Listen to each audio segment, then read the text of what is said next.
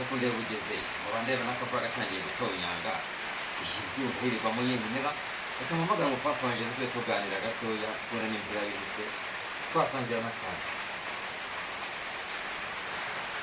mpamagara umusaza ngo kwicama atari kwifata okay abenshyushye takuno cy'agashyushyo numva ukuntu gahunda ziza kujya telefone se ko n'ubitari buzirahera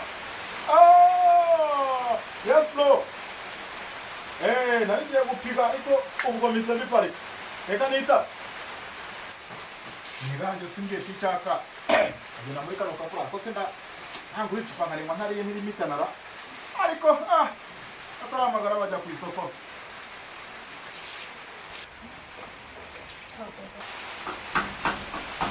karibu Salama bro. Salama je. Salama neza. Nguri chera. Nadi imvura yanka.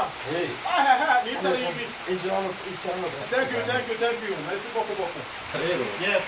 Sana bamwe ngo tuganire. Arakana itamara kikagosa ajya kumana mu kakaza. No kwibirira wa. Kwasinda ndabizi. Ntabwo waje. Ungana data. Usakarurije wa undi wajya ukunda kwivuga ati ndahari ruvubu yavubu yivugiye ku mugombe ngombe zirakanzana icyamba rigashira cyane ro gutona mazigatike. Wagira ngo aruzi inyota uyangira nk'inzoka. Ntabwo nari kugira amasengo kayiga. Reka wabeke muri muri tuganire. Turatara magatika turica kandi kamere cyangwa karurere. Ibyo birakareba sha. Katsimbuke mwa. Sasa reka njya batinzira. Brian muteje byayo.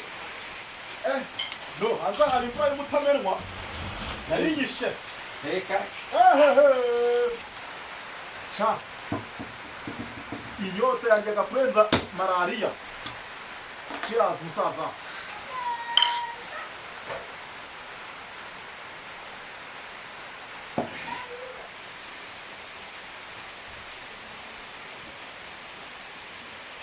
Ubu n'ubuki bw'umutsitsi bwerera amezi 6 wabucishimuje cyakazira gutsikira.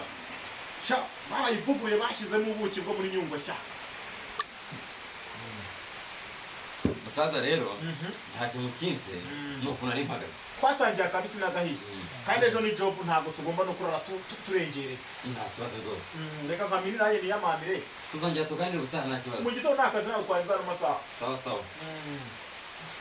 Musaza reka musezera ugende. Wikuri kumerekeza utantinza kandi mu gitondo arakazi twatinda mu nzira. Sawa nta kibazo. Reka tujye gupumuzika gahunda ni nejo tu. Reka turako turyama tuzabona neza. Yes.